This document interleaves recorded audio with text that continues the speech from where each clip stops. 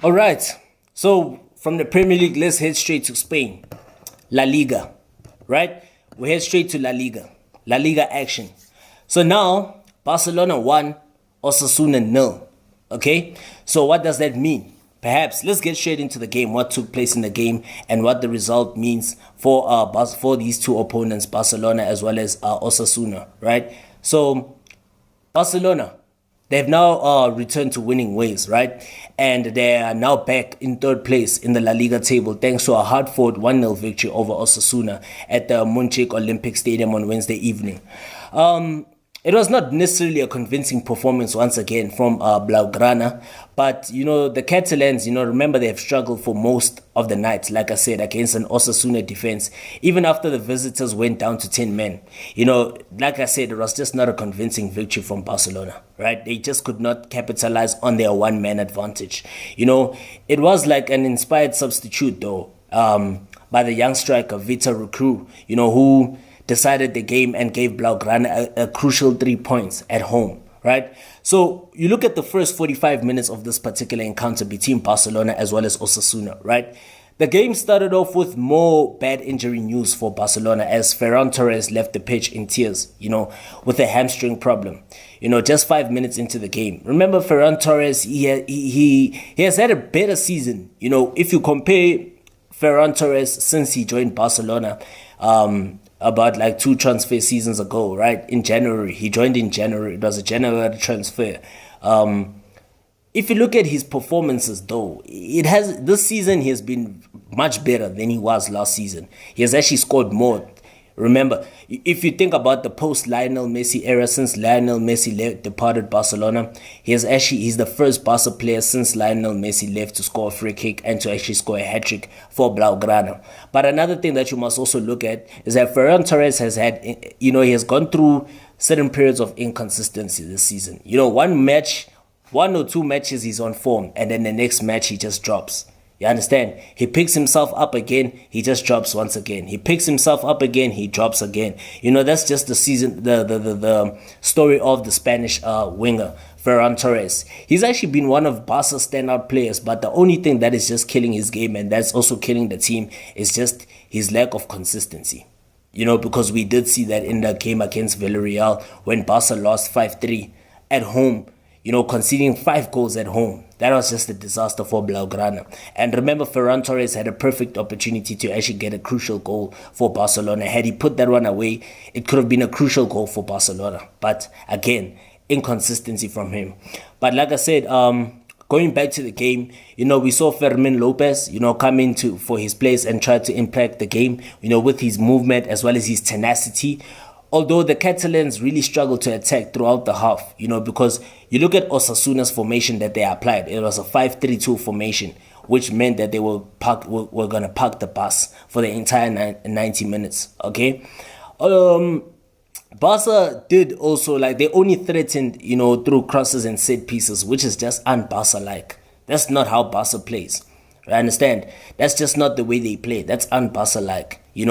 We did see Robert Lewandowski, Jules Koundé, each missing a couple of good headers, as well as Fermin was also unable to, control and actually put the finishing touch to a brilliant cross from Lamine Yamal. That should have perhaps resulted in a goal, right?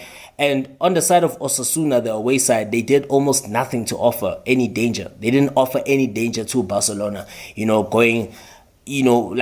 danger to Blaugrana, because Blaugrana were very comfortable in defense. They only had a half chance, which came from a corner kick, and that deflection accidentally hit Ante Budimir's head and almost went in. Although the entire first period was played at a painfully slow pace by both teams, because both teams really didn't threaten that much. Neither team deserved to be ahead at the break, and which is a disaster for Barcelona, because Xavi is now leaving at the end of the season. The least they could do is at least put in a good performance to actually give their coach a wonderful sending off, right? And at halftime, the game was goalless. It was very boring, not entertaining at all. Barca showed this familiar struggles against a low block, right?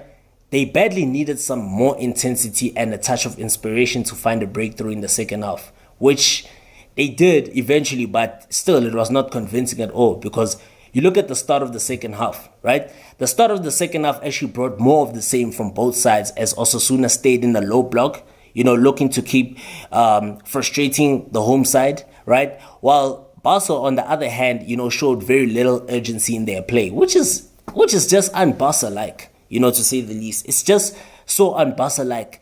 It just gives you it just wraps up their seasons so far, how they've performed, because they've been nowhere near their best, nowhere near that Barcelona that everybody, respects, that every team used to fear, right? Maybe I guess it's also another issue of the change of venue, okay? Perhaps, remember Camp Nou is still being renovated, etc. So perhaps I think that might be playing a role in the fact that, given the fact that Barca are just not performing to their level best. And perhaps now you could also contribute the fact to the departure of the talisman Lionel Messi. And from that particular moment in time, they've also had their financial struggles. So maybe those factors could also contribute to their performance on the field. But from a Barca perspective, excuses shouldn't be there. They still have the quality to do damage. They still have the quality to actually compete, right? But it's just that it's not happening for them this season. It's not happening for them this season. And, you look at the way they still struggle to create anything meaningful, apart from a couple of dangerous crosses by Lamine Yamal, because it was only Lamine Yamal who was really the danger for Barcelona, for the home side. He was the real danger, right? And the real danger that came from him was the crosses. But still, there was nothing to actually drive home from this, lethargic Barcelona performance. And this actually resulted in the fact that Xavi Hernandez now had to make, an inspired substitute, bringing on the Brazilian new signing Vitor Roque, who actually replaced Fermin, and the Brazilian just needed 90 seconds on the pitch to inject speed and life to that Barca attack. He was actually the difference maker, and he actually finished off their best passing sequence of the entire game, which ended with a cross by João Cancelo and a header by Roque, to actually put the home team in front. And Roque, now that's his first goal for Barcelona, right? And Vitor Roque, made another key impact in the game, shortly after scoring the goal, right? When he was fouled by Unai Garcia, to stop a promising attack that could have actually led to a goal. And it led to Unai Garcia, receiving his marching orders, getting his second yellow card and receiving his marching orders, the Osasuna captain. But the visitors then went obviously down to 10 men, just as they were making attacking substitutions to chase an equalizer. And Barcelona, were suddenly in strong position to get a second goal and actually confirm victory. But they were in serious danger of actually conceding an equalizer, ironically. They were in serious danger of conceding an equalizer, because for a while, as they had nothing to even lose, Osasuna basically had nothing to lose. With 10 men, they threw plenty of bodies forward. Surprisingly, for you playing against Barca away from home, but Osasuna actually showed bravery. They showed serious bravery because they had nothing to lose with 10 men. You understand? And they threw plenty of bodies forward, and they even created real chances to actually get an equalizer. As we saw their top goal scorer, Anta Budimir, he hit the post. Inaki Peña made a strong save, on a shot from distance as the visitors came very close to finding the back of the net, right? Barcelona finally wrestled back control of the game, and they nearly almost, doubled their lead with 10 minutes to go when Roque played in, a great pass to Lewandowski, who scored a beautiful curler on the counter, but the ball was just offside in the build-up, and the goal was then rolled out, right? Yeah, but the home team, to say the least, they did a good job running out of the clock, avoiding a late blitz, a late disaster against Osasuna at home, and the final whistle came to give Barca 3 crucial points. It wasn't a great game of football by any means, but Barcelona, once again, they struggled against a parked the bus, sort of gameplay from Osasuna. But at this point of the season, they just needed a win and some good news, to actually give them a huge confidence booster going into, the final games of this La Liga season. And remember, they still have a Champions League game against Napoli in the round of 16. And what's important for Blaugrana is that they got the win And the good news is that Vitor Roque has arrived. The injuries in attack will mean an increased role for the Brazilian in the next few weeks. And his game-winning cameo off the bench will provide some much-needed confidence for, the young man with obvious potential. You understand? He's got the potential, and we'll see, how he will actually, perform in the next few games with the injury concerns that Barcelona do have.